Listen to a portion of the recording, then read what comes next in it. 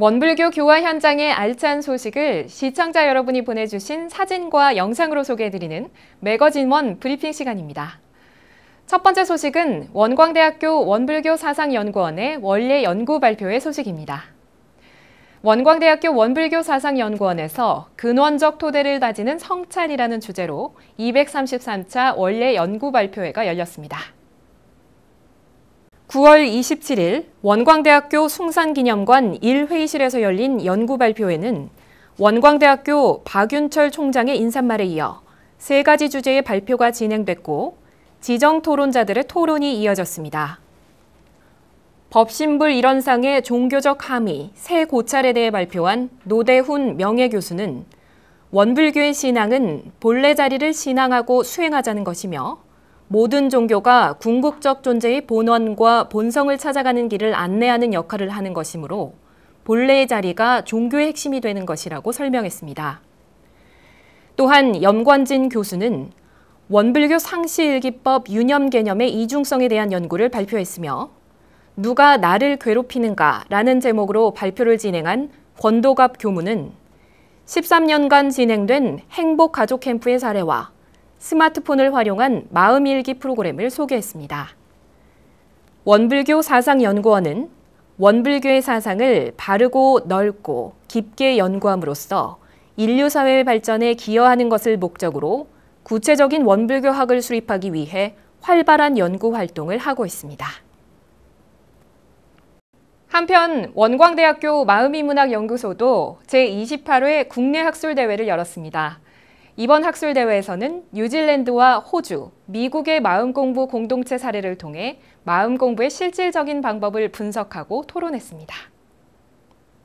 마음공부 공동체의 현황과 전망을 주제로 열린 학술대회는 원광대학교 마음인문학연구소의 연구진들이 직접 해외 마음치유와 마음도야 관련 기관을 탐방한 후 발표 자료를 준비해 학술대회에 참여했으며 인간 불교 운동을 지향하는 뉴질랜드의 불광산사, 라자요가 명상센터인 브라마 쿠마리스, 선수행이 숨쉬는 오클랜드 젠센터, 태국 승가의 전통을 계승하고 있는 위무띠 불교센터, 현대화된 생활불교를 지향하는 오클랜드 불교센터 등 9개의 마음 공동체 사례를 발표했습니다.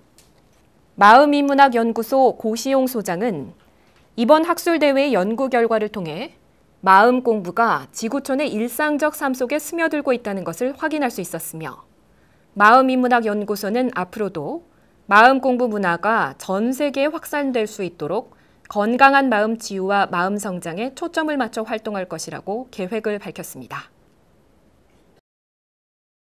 전북교구 대성교당에서 14번째 객사골 가을음악회가 열렸습니다. 음악회를 통해 모금된 성금은 동서학동 지역의 저소득층을 지원하는 데 사용됩니다. 원불교 대성교당과 원광 진양효도의 집이 주최한 제14회 객사골 가을음악회가 지난 9월 28일 오후 6시 전주 객사골에서 열렸습니다. 이날 음악회에는 이금희 명창이 판소리 성주풀이로 서막을 열었고 이어 플룻, 클라리넷, 피아노로 구성된 목관 트리오가 10월의 어느 멋진 날에 플라이 투 더 문을 연주했습니다. 그리고 전라북도 출신 성악가들의 중창 공연과 아우름 브라스밴드의 클래식 공연, 김주아 노래 강사의 흥겨운 노래마당 시간이 이어졌습니다. 대성교당 조산호 교무는 객사골 주민을 비롯한 200여 명의 시민들이 참석한 가을음악회는 22개의 지역 기업들이 후원했으며 공연을 통해 모금된 성금은 동서학동의 저소득층이 겨울을 날 수 있는 난방유를 지원하는 데 사용될 것이라고 밝혔습니다. 한편 중앙교구 도원교당에서도 도원뜰 작은음악회가 열렸습니다. 매년 가을 교도들이 주인공이 되는 작은음악회는 올해 벌써 8회를 맞이했습니다. 지난 9월 28일에 열린 도원뜰 작은음악회는 늘 객석에 머무는 교도들이 음악회 무대의 주인공이 되기를 바라는 의미로 매년 개최되고 있습니다. 음악회는 도원교당 교화단 단원들의 장기자랑 공연 이후에 각설이 타령, 전통무용, 원로 가수의 노래 공연이 이어졌습니다. 음악회를 준비한 도원교당 김양진 교무는 뜨거운 여름을 지내고 맞이하는 가을이 풍성하듯 교도님들의 마음도 자연처럼 넉넉하시길 바란다고 전하며 오늘의 무대는 바로 도원교당의 교도들이 주인공임을 강조했습니다. 지난 9월 29일 대구 경북교구 서성로 교당에서는 천일기도의 회양식과 더불어 가족 초청 법회가 열렸습니다. 온 가족이 함께한 서성로 교당의 가족 초청 법회가 천일 회양 기도와 함께 이루어졌습니다. 원기 102년 1월 3일 교당 주차장과 교화부지 마련을 위해 시작한 천일 기도는 교무와 교도들의 정성으로 29일 회양에 이르렀습니다.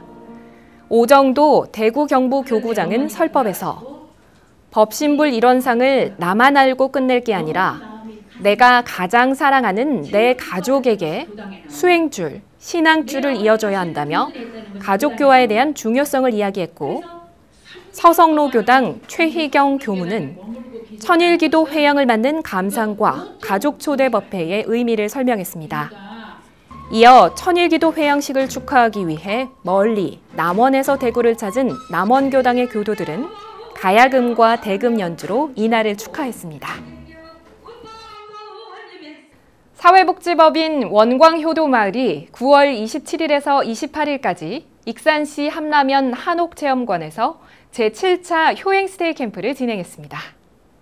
초등학생 35명과 학부모가 함께 모여 우리 자녀 효자 효녀 만들기를 주제로 열린 1박 2일간의 캠프는 발대식을 시작으로 조별 활동, 부모님 마음 바로 알기, 협동 활동, 전통악기 체험, 효행 릴레이를 비롯한 효의 덕목의 하나인 존중과 배려를 배우는 프로그램들로 구성됐습니다. 특히 부모와 자녀가 함께 참여한 효행 릴레이는 일상을 벗어난 자연 속에서 부모와 자녀 간의 공감과 소통을 통해 바른 효 실천을 몸으로 익히고 마음으로 받아들이는 시간이 됐습니다. 원광효도마을 이사장 박은전 교무는 환영사에서 효행스테이 캠프의 조별 활동과 미션을 수행하며 바른 효를 실천하게 되면 우리의 미래가 진정 행복한 세상이 됨은 물론 그 세상의 주인공은 오늘 캠프에 참여한 여러분이 될 것이라고 격려했습니다. 원광효도마을은 익산시의 지원으로 부모와 자녀 간의 공감과 소통이 자라나 효 실천을 통해 자녀들이 효자, 효녀가 될 수 있도록 효행스테이 캠프를 개최하고 있으며 다음 8차 효행스테이 캠프는 올해 12월에 열릴 예정입니다. 사회복지법인 중도원이 운영하는 동그라미 플러스가 지난 9월 30일 전북 익산시 서광동에서 육포공장 증축을 위한 기공기도식을 열었습니다. 이날 기공기도식에는 중앙교구 배현송 교구장과 중도원 산하시설장 등 60여 명이 참석했습니다. 배현송 중앙교구장은 처음 공장이 가동된 지 어느덧 14년이 됐지만 이번 증축을 계기로 다시 한번 마음을 챙겨 새로운 역사를 써가자고 인사말을 전했습니다. 어느덧 사회적 기업으로 발전한 동그라미 플러스는 지난 2007년 장애인들의 일자리를 위한 직업 재활 시설로 시작했으며 이번 육포공장의 증축 공사는 10월 10일에 시작해서 12월 20일에 준공될 예정입니다. 제30차 강원도 종교평화협의회의 정기총회가 9월 27일 월정사에서 열렸습니다. 이번 총회에는 원불교를 대표해 양원석 강원교구 교구장과 김태연 사무국장이 참석했습니다. 올해 평창올림픽 개최 1주년 기념 평화포럼에서 종교분과 세션을 함께 주최하기도 한 강원도 종교평화협의회는 종교 간의 현안을 서로 나누고 마음으로 깊이 교류하자는 의미로 회의마다 각 종단을 순회하며 개최되고 있으며 지난 회의는 원불교가 주최한 데 이어 이번에는 불교의 주최로 월정사에서 열렸습니다. 오랜만에 자리를 함께한 각 종단의 성직자들은 다가오는 한반도 평화 시대에 강원도의 역할과 역량이 크게 성장할 것이라고 공감하고 앞으로 체육 활동을 함께 기획하며 강원도 종교 간의 마음을 터놓는 만남을 이어가자고 결의했습니다.